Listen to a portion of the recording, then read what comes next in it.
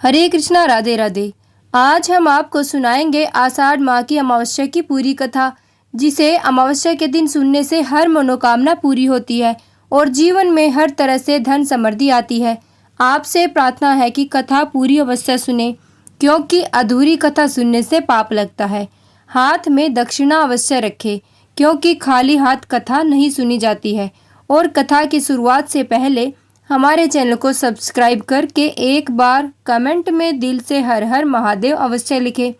आइए अब शुरू करते हैं आषाढ़ अमावस्या की कथा।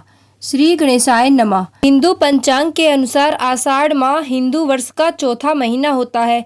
इस महीने की समाप्ति के बाद वर्षा ऋतु प्रारंभ हो जाती है। आषाढ़ अमावस्या को दान, पुण्य व पितरों की शांति के लिए किए जाने वाले धार्मिक कार्य विशेष फलदायी होते हैं। ये अमावस्या किसानों के लिए भी विशेष महत्व रखती है, क्योंकि इस दिन हल और खेती में उपयोग होने वाले उपकरणों की भी पूजा होती है।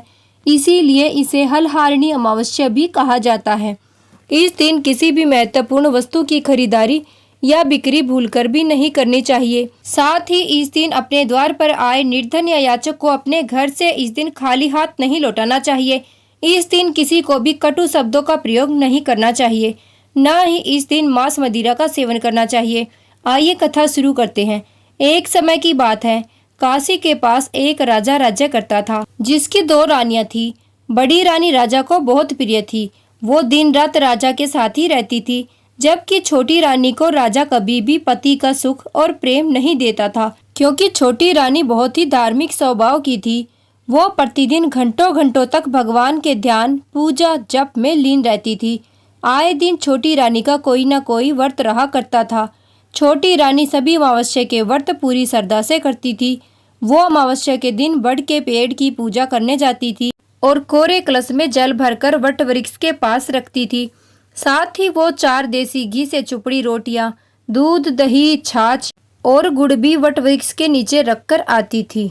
छोटी रानी हर अमावस्या पर बड़ के पेड़ की पानी से सिंचाई करती, उसमें रोली लगाती, कलावा बांधती, चावल चढ़ाती, पेड़ की 5 परिक्रमा लगाती, घी का दिया जलाती और उस वृक्ष को वस्त्र भी चढ़ाती थी। तो एक दिन बड़ी रानी और उसकी मुंह बोली बुआ ने छोटी रानी के खिलाफ राजा के कान भरने शुरू कर दिए। उन्होंने राजा से कहा, छोटी रानी घंटों घंटों महल से बिना बताए बाहर रहती है और वो किसी पेड़ की पूजा करती है, ना जाने किस जादू टोने में दिन रात व्यस्त रहती है। ऐसा सुनने के बाद राजा ने छोटी रानी पर बहुत क्रोध किया और राजा का छोटी रानी से संबंध और अधिक खराब हो गया। ऐसे ही समय बीतने लगा और आषाढ़ माह की अमावस्या आई और इस दिन भी छोटी रानी वट वृक्ष के नीचे पूजा करके वहां देसी घी से चुपड़ी 4 रोटियां, दूध, दही, छाछ और गुड़ जल का कलश रखकर आई। इसी दिन राजा भी अपने कुछ सैनिकों के साथ जंगल में शिकार पर गए, पर शिकार की खोज में वो जंगल में ही खो गए। अब राजा भूख प्यास से तड़पने लगा। तभी उन्हें एक वड वृक्ष का पेड़ दिखाई दिया, जिसके नीचे देसी घी से चुपड़ी 4 रोटियां, दूध, दही, छाछ, गुड़ और जल का कलश रखा था। राजा ने तुरंत भोजन किया, पानी पिया, पर न भोजन खत्म हुआ न ही कलश का पानी। फिर राजा के सभी सैनिकों, ऊंटों और घोड़ों ने भी उस कलश से पानी पिया, भोजन किया, फिर भी भोजन और पानी उतना ही रहा, खत्म ही नहीं हुआ। तब राजा इस चमत्कार को देखकर हैरानी में महल वापस लौट गया और सभी को ये पूरी घटना बताई। तभी छोटी रानी की सेविका ने हिचकिचाते हुए राजा से कहा कि महाराज, छोटी मुंह बड़ी बात। पर वो छोटी रानी ही थी जो वट वृक्ष के नीचे ये सारी भोजन सामग्री और जल का कलश हर अमावस्या को रखकर आती थी। तब राजा को अपनी भूल का आभास हुआ। उसने बड़ी रानी की कान भरने वाली बुआ को निष्कासित करके काशी भेज दिया और पूरे राज्य में यह घोषणा कर दी कि सभी लोगों के लिए अब से अमावस्या का व्रत करना बहुत आवश्यक है, ताकि सभी के घर सुख समृद्धि बनी रहे, सभी क्षत्रियों का सुहाग अटल रहे। उस दिन से स्वयं राजा और बड़ी रानी भी छोटी रानी के साथ मिलकर अमावस्या का व्रत करने लगी और छोटी रानी को राजा का प्रेम और सम्मान भी मिल गया। तब से जो भी आषाढ़ अमावस्या का ये व्रत करता है, उसके जीवन में कभी ना खत्म होने वाली सुख समृद्धि और पारिवारिक सुख आता है, उसका सुहाग सुरक्षित और अटल रहता है। अब सुनिए अमावस्या कथा का महत्व, जिसे सुने बिना ये कथा पूरी नहीं मानी जाती है। एक ब्राह्मण अपनी पत्नी के साथ रहता था। वो दोनों ही भगवान विष्णु के बड़े भक्त थे।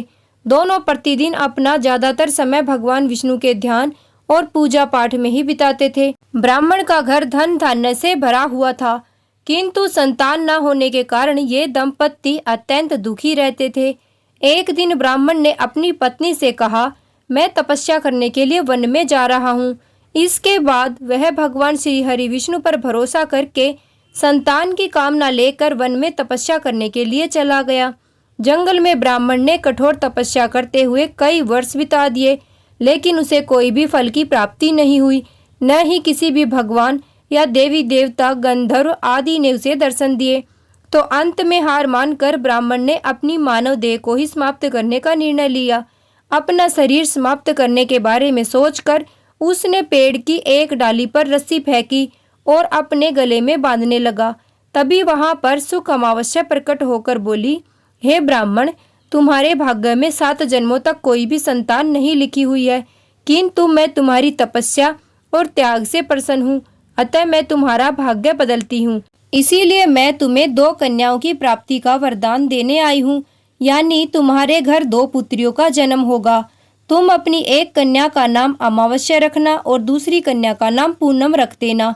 तुम घर जाकर अपनी सत्री से कहना कि वह 1 वर्ष तक अमावस्या का व्रत रखे और अमावस्या के दिन 1 कटोरी चावल भरकर उस पर दक्षिणा रखकर दान कर दे।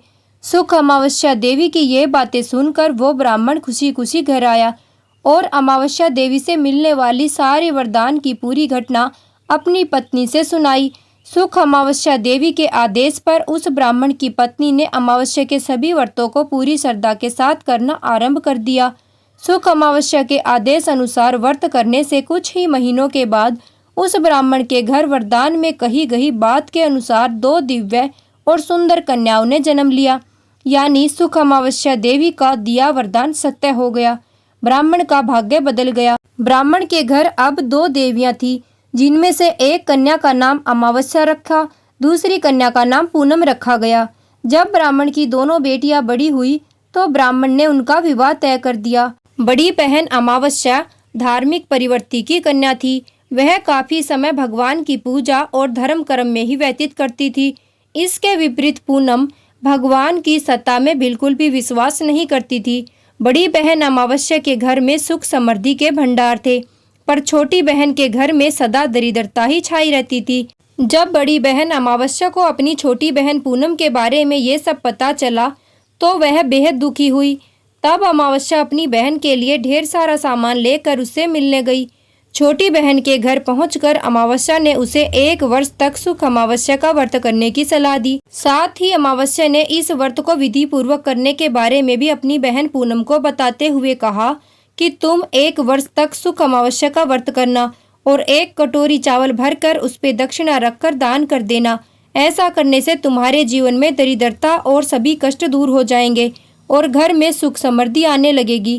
पूनम ने अपनी बहन अमावस्या की ये बातें मानते हुए बिल्कुल ऐसा ही किया, जिसके बाद 1 ही साल के भीतर अमावस्या व्रत की कृपा से पूनम का घर धन धान्य से भर गया और उसके घर में एक सद्गुणों वाले बेटे ने जन्म लिया। इस प्रकार से जो भी विधि पूर्वक इस अमावस्या का व्रत करता है उसके घर में सुख समृद्धि आती है। ओम पितृदेवताय नमः। राधे राधे।